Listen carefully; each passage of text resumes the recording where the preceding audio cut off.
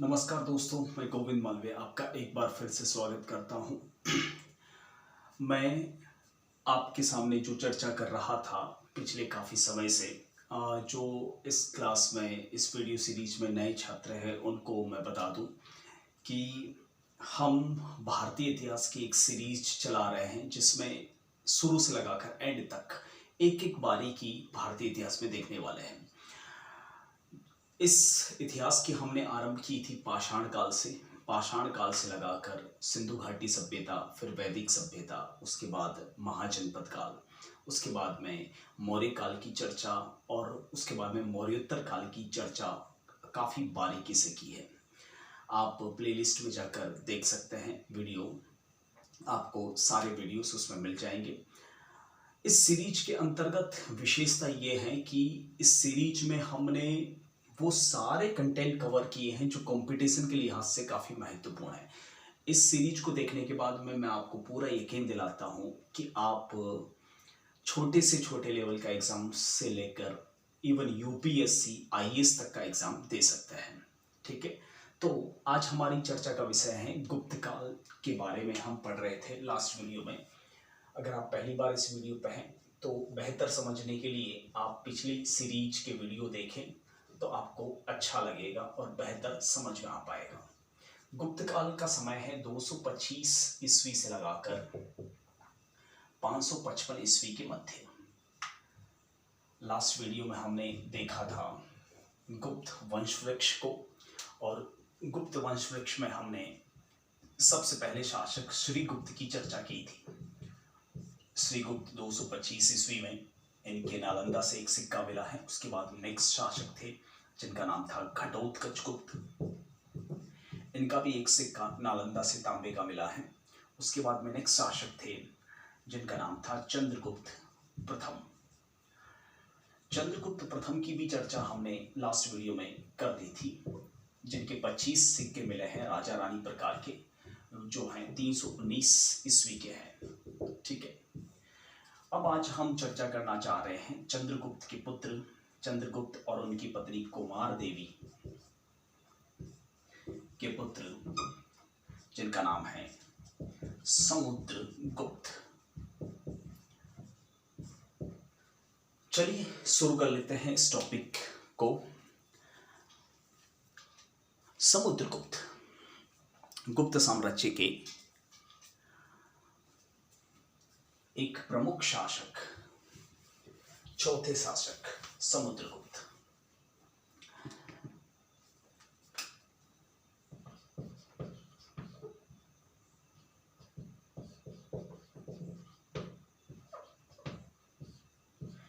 देखिए, समुद्रगुप्त का जो मोटे तौर पर समय है वह 350 ईस्वी से 375 ईस्वी के मध्य निर्धारित किया गया है। समुद्रगुप्त के बारे में पढ़ने के लिए हमें कुछ प्रमाणों की जरूरत पड़ेगी, और उन प्रमाणों में सबसे पहला प्रमाण है प्रयाग प्रशस्ति।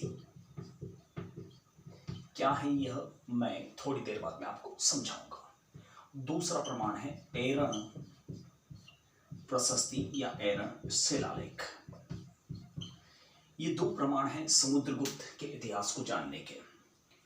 इसके अलावा कुछ सिक्के भी हैं, हालांकि इन प्रमाणों पर इतिहासकार संशय करते हैं, और ये सिक्के स्वर्ण सिक्के हैं। इनके बारे में भी हम चर्चा अभी इस वीडियो में करने वाले हैं। देखिए, समुद्रगुप्त के बारे में इतिहासकार बताते हैं, इस पिछली वामपंथी विचारधारा के इतिहासकार, कि समुद्रगुप्त के समय का एकमात्र प्रमाण है और वो है प्रयाग प्रशस्ति। ठीक है, इसके अलावा उनके संबंधित राजनीतिक जीवन से जुड़ा हुआ कोई भी प्रमाण नहीं है। ठीक है, एक बड़े शासक को अगर दबाना हो और भारतीय छवि, हिंदुत्व की छवि को धूमिल करना हो तो कोई वामपंथी इतिहासकारों से सीखे। मैं यहाँ पर इस बोर्ड के जरिए, इस क्लास के जरिए, इस वीडियो के जरिए आपको एक एक सबूत दूंगा जो वामपंथी इतिहासकार कह रहे हैं कि सबूत नहीं है। आप खुद निर्धारित कर लेना लास्ट मोमेंट में कि सबूत है नहीं, या मिटा दिए गए, या फिर छिपा दिए गए। अब ये क्यों किया गया, इसके बारे में भी मैं चर्चा जरूर करूंगा।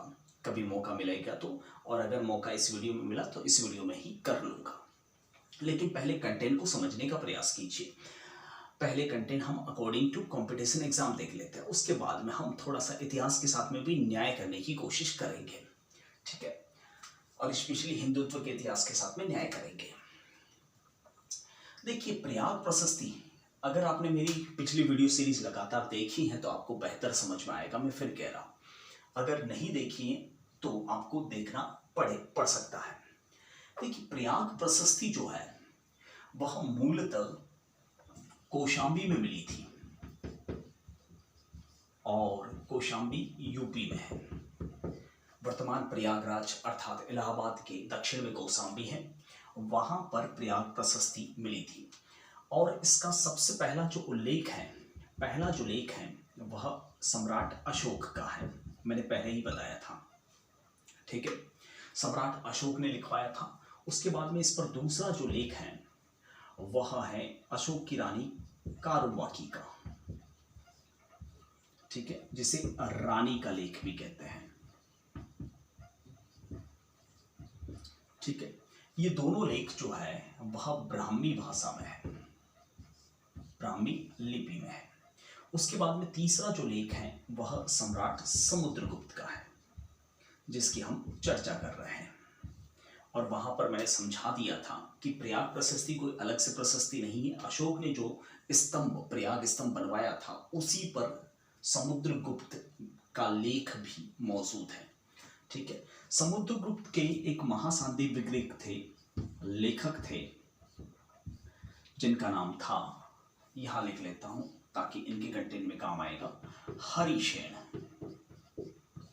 इसके वास्तुकार यानी शिल्पकार हरिसेन, जो सम्राट समुद्रगुप्त के महासांधि विग्रहिक थे, महासांधि विग्रहिक, महा यानी बड़ा, सांधि और विग्रह करने वाला यानी एक तरह से विदेश मंत्री, ठीक है। उसके बाद में ये जो है प्रयाग प्रशस्ति वह समुद्रगुप्त के समय लिखवाई गई थी इसी अशोक के स्तंभ पर, और इसको लिखवाने वाले जो थे वह हरिसेन थे, ठीक है। और यह संस्कृत भाषा में लिखवाई गई थी, ठीक है। उसके बाद में इसको कौशाम्बी से उखाड़कर लाया गया इलाहाबाद में, इलाहाबाद में लाया गया अकबर द्वारा।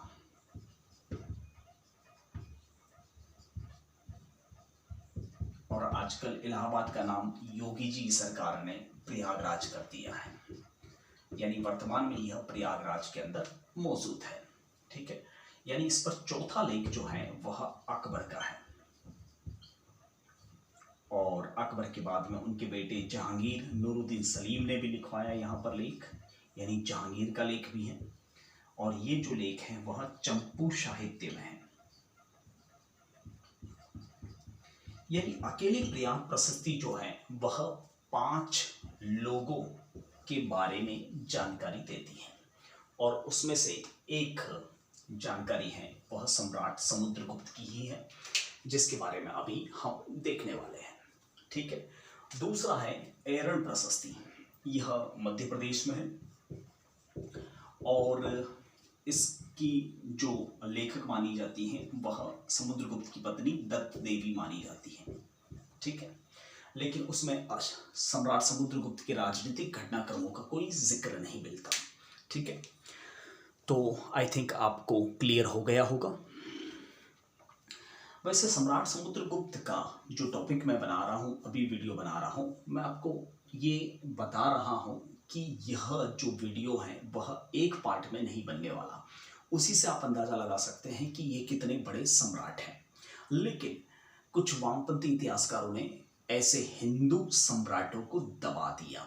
मध्यकाल के प्रमाण उनके पास में मिल जाते हैं, लेकिन जब प्राचीन काल की बात आती है तो प्रमाणों के अभाव का हवाला देकर छोड़ दिया जाता है।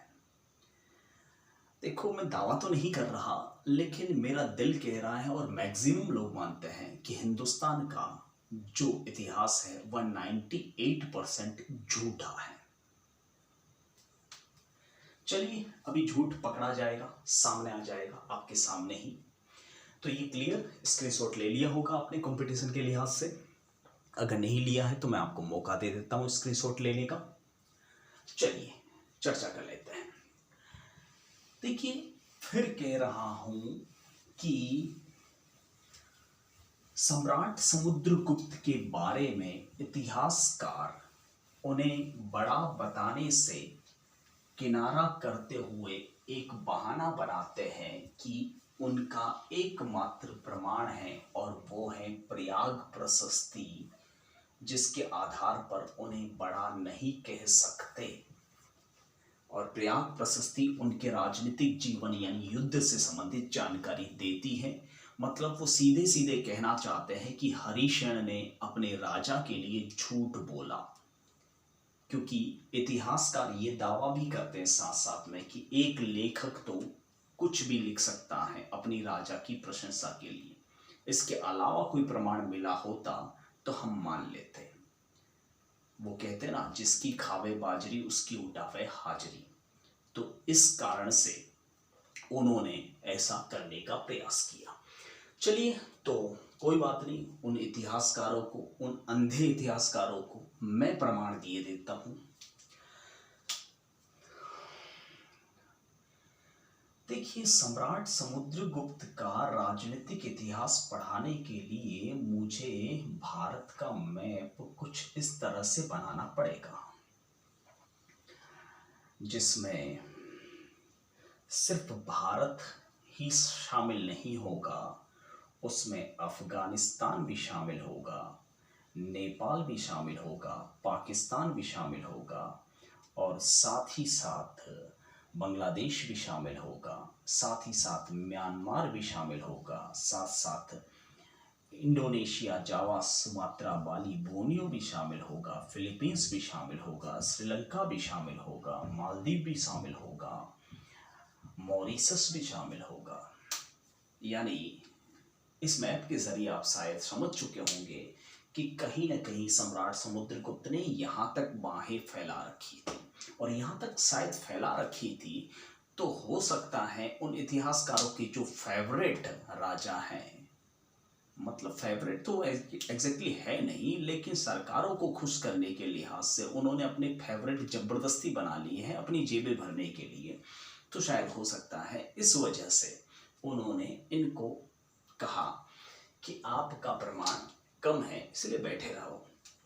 चलिए, मेन हमारा टारगेट रहेगा कंपटीशन एग्जाम क्रैक करना। फिर भी मैं कोशिश करूंगा सम्राट समुद्रगुप्त जैसे महान सम्राट को न्याय दिलाने का। देखिए, सम्राट समुद्रगुप्त के बारे में प्रयाग प्रशस्ति में हरिशेन लिखते हैं कि इन्होंने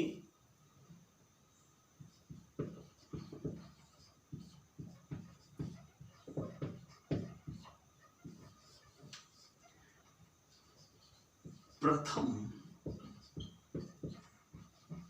आर्यावर्त अभियान किया था।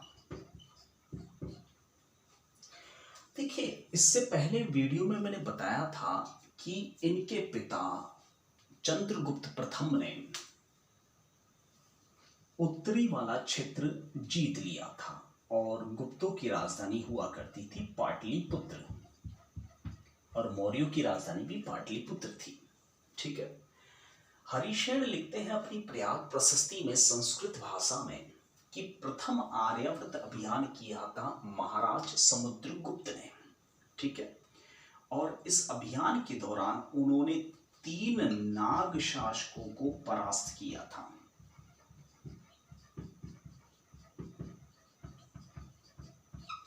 नाम भी लिखे हैं, अच्युतनाग, भवनाग और कोतकूलज नाग। ठीक है। 3 नाग शासकों को परास्त करा था। इतिहासकार कहते हैं कि ये नाग शासक परास्त किए थे, लेकिन हमारे पास में प्रयाग प्रशस्ति के अलावा कोई प्रमाण नहीं है। वैसे ये नाग शासक जो थे वह उत्तराखंड और बुंदेलखंड वाले इलाके में थे, इस वाले क्षेत्र में थे। यानी जो पहला अभियान किया गया वो इस वाले क्षेत्र में किया गया था। कोतकुलज नाग, भवनाग और अच्युत नाग। ठीक है, एक पद्मावती के नाग भी थे, लेकिन 3 नाग शासक थे। ठीक है, तो प्रमाण मैं दे देता हूं। समुद्रगुप्त का एक सिक्का भी मिला है। मैंने कहा ना, इनसे संबंधित सिक्के मिले हैं बयाना से। गुप्त काल के सिक्के मिले हैं बयाना से, जो 1700 से भी अधिक सिक्के हैं, जिसमें सोने के भी हैं, चांदी के भी हैं और तांबे के भी हैं। और सम्राट समुद्रगुप्त के शुद्ध सोने के सिक्के मिलते हैं। सम्राट समुद्रगुप्त के शुद्ध सोने के सिक्के मिलते हैं 24 कैरेट के। और अगर ये सिक्के आपको देखने हो तो आप ज़्यादा दूर नहीं जाना पड़ेगा राजस्थान निवासियों को।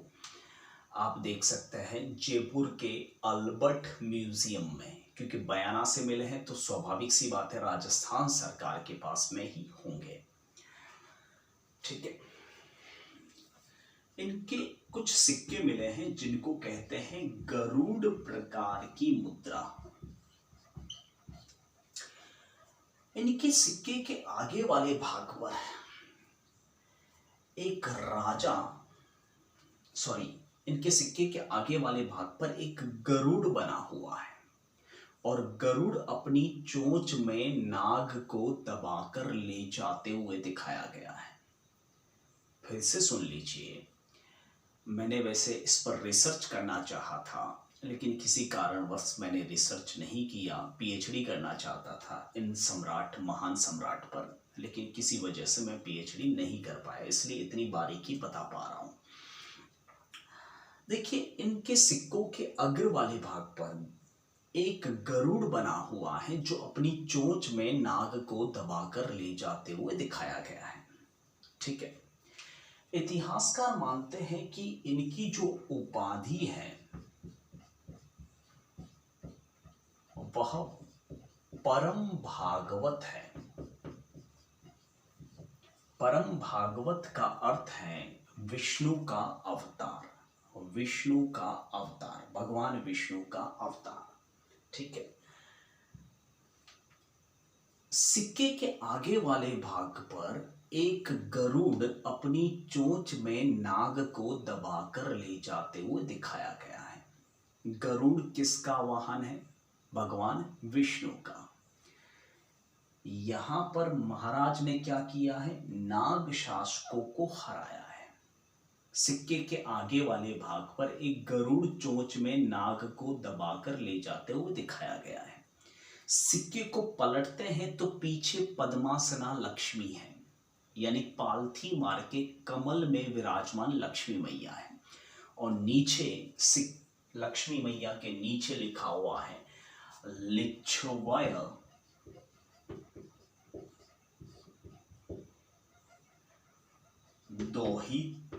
दोहित्रस्य, यानी लिच्छवियों का दोहिता।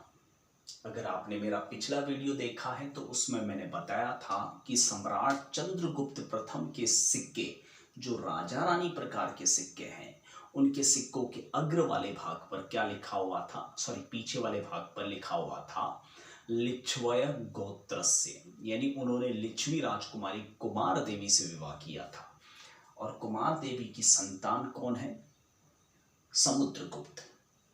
तो समुद्रगुप्त क्या हुए? लिच्छवियों के दोहिते, यानी हो ना हो ये सिक्का महाराज समुद्रगुप्त का ही है, और हो ना हो गरुड़ चोंच में नाग को दबाकर ले जाते हुए दिखाया गया है, इसका मतलब उन्होंने यह विजय हासिल की थी।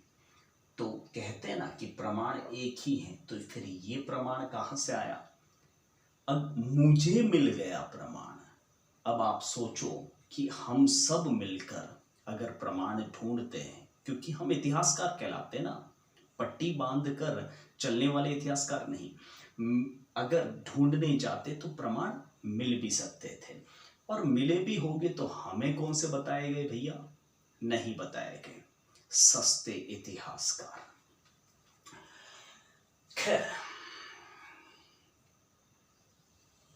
उसके बाद सम्राट समुद्रगुप्त ने एक और अभियान किया जो हरिशेन ने प्रयाग प्रशस्ति में लिखा है,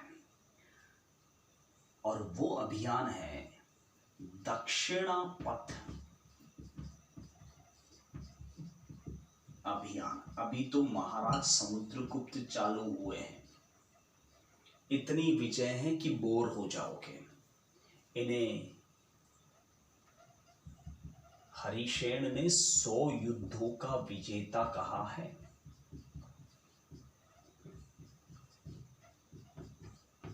सौ युद्ध जीते थे। इन्हें सर्व राजोच्छेदता कहा है, यानी सारे राजाओं का नाश करने वाला। इन्हें प्रसभोद्धरण भी कहा है, यानी सर्वनाश करने वाला। इन्हें धरणी बंद भी कहा है, यानी धरती को बांधने वाला। इनके दरबार में एक दरबारी रहते थे, वसुबंधु।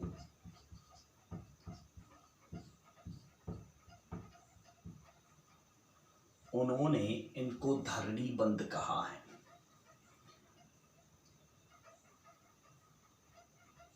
इन्हें एक बहुत ही समझदार मूर्ख ने भारतीय नेपोलियन कहा है, और उसने क्यों कहा वो भी मैं आपको समझाऊंगा। और वो था V.A. स्मिथ, यानी विंसेंट एडम स्मिथ। ऐसे कंपेयर करके छोड़ दिया जाता है हमारे सम्राटों को। देखिए, यहाँ पर हम थोड़ा खुन्नस तो निकाल रहे हैं, लेकिन मेनली जो एग्जाम में काम आता है वो मैं आपको बताऊंगा लास्ट में, ठीक है, कि एग्जाम में क्या क्या काम आते हैं। ये उपाधियां आपको याद रखनी है किसी भी सूरत हाल में, जो आएगी ही आएगी, ठीक है। दक्षिणापथ विजय की चर्चा कर लेते हैं। कहते हैं कि महाराज समुद्रगुप्त ने, हरिशेन लिखते हैं कि महाराज समुद्रगुप्त ने दक्षिणापथ, जो विंध्याचल पर्वत से लगाकर कृष्णा नदी के मध्य वाला क्षेत्र था, वहां पर एक साथ 14 शासकों को परास्त किया था। और उन 14 शासकों का जो नेता था, प्रतिनिधि था, वह विष्णुगोप था, जो कांची का राजा था। एक एक को नहीं हराते थे, एक साथ 14-14, 15-15 को ठोकते थे महाराज समुद्रगुप्त। अब दक्षिणापथ विजय, इतनी बड़ी विजय, इतिहासकार कहते हैं प्रयाग प्रशस्ति के आधार पर हम कैसे मान ले, एक ही प्रमाण है, तो मैं दूसरा दे देता हूं। इनका एक सिक्का मिला है जिस पर लिखा हुआ है, सॉरी, जो सिक्का है उसे कहते हैं अश्वमेध प्रकार का सिक्का। इस सिक्के के आगे वाले भाग पर सम्राट समुद्रगुप्त का नाम भी है, और इस तरह से लिखा हुआ है, सर्वराज्योच्छेदता महाराजाधिराज समुद्रगुप्तस्य जयतो वर्जितम्,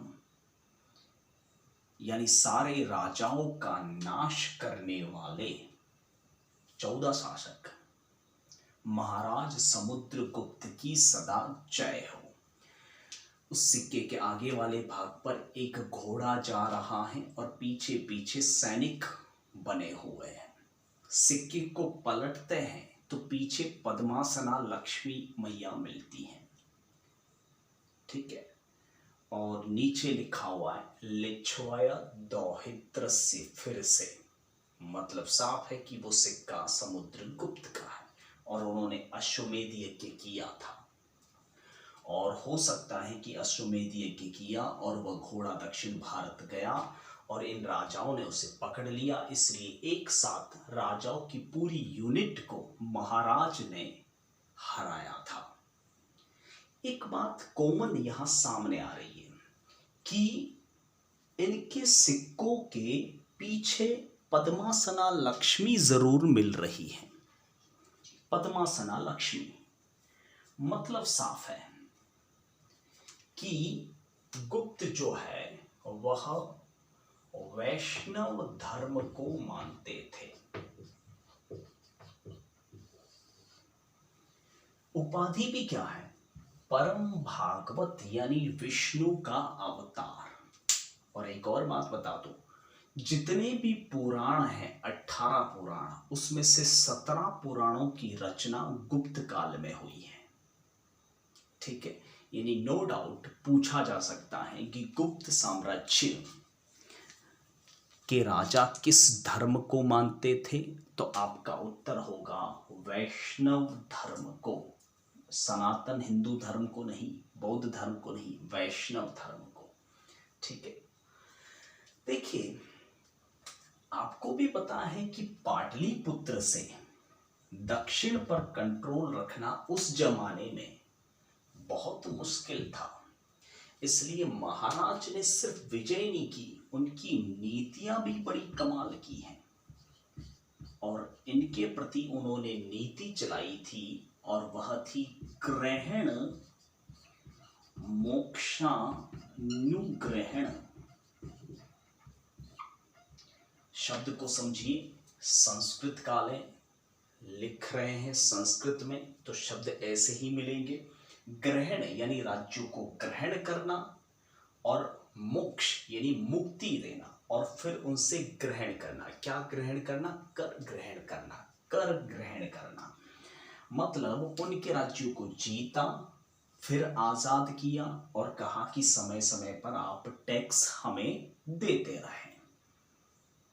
ऐसे थे हमारे सम्राट। ठीक है, तो और भी विजय है महाराज की, जो ये दूसरी विजय है अब तक की इस क्लास की। अब यहां पर भी हम आएंगे, यहां पर भी आएंगे, यहां पर भी आएंगे, यहां पर भी जाएंगे और यहां पर भी, यहां पर भी और यहां पर भी महाराज जाएंगे, क्योंकि ये 100 युद्धों के विजेता है, ऐसा हरिशेन प्रयाग प्रशस्ति में लिखते हैं। ठीक है, और जहां तक प्रमाणों का सवाल है वो मैं दूंगा। चाहता हूं यार कभी इन इतिहासकारों से मेरी भिड़ंत हो ही जाए, लेकिन क्या है कि इंसान का नॉलेज के साथ साथ प्लेटफॉर्म भी बड़ा होना चाहिए और बस वही तलाश रहा हूं। खैर, अब बात कर लेते हैं मुख्य रूप से कंपटीशन की, क्योंकि आपको भी लग रहा होगा कि इतनी सारी भारी भरकम चीजें हम कैसे याद रखें। कुछ याद नहीं रखना है, कंपटीशन अगर क्रैक करना है समुद्रगुप्त के टॉपिक को कवर करते हुए, तो आपको याद रखना चाहिए इनकी उपाधियां, इनके सिक्के, ठीक है, और इनकी नीतियां। तो एक पहली नीति आई है अब तक, वो है ग्रहण मोक्षानुग्रहण। यहां पर कोई नीति का उल्लेख नहीं है, तो सिक्के याद रखें, ठीक है, उपाधियां याद रखें और नीति याद रखें। That's it. समुद्रगुप्त में इससे बाहर कुछ भी नहीं पूछा जाएगा। ठीक है, निश्चिंत रहे, यूपीएससी लेवल तक नहीं पूछा जाएगा, डोंट वरी, क्योंकि वहां पर भी कौन बैठे हैं? वही सस्ते इतिहासकार। चलिए, इस वीडियो में इतना ही। अगर पसंद आया है तो लाइक जरूर करें और हौसला अफजाई के लिए शेयर भी करें। अगर पहली बार चैनल पे है तो सब्सक्राइब किए बिना ना जाएं। किसी यूट्यूबर के लिए इससे बड़ा इनाम नहीं हो सकता। ठीक है, लाइक अनलाइक करके फीडबैक देना चाहिए। कमेंट भी कर सकते हैं आप, कुछ कंफ्यूजन है तो प्रशंसा के मार्फत भी कमेंट कर सकते हैं, लेकिन फीडबैक जरूर दें। अभी इस वीडियो में इतना ही। हम समुद्रगुप्त के पार्ट 2 में और भी विजय को जानेंगे। तब तक के लिए जय हिंद, नमस्ते, वंदे मातरम।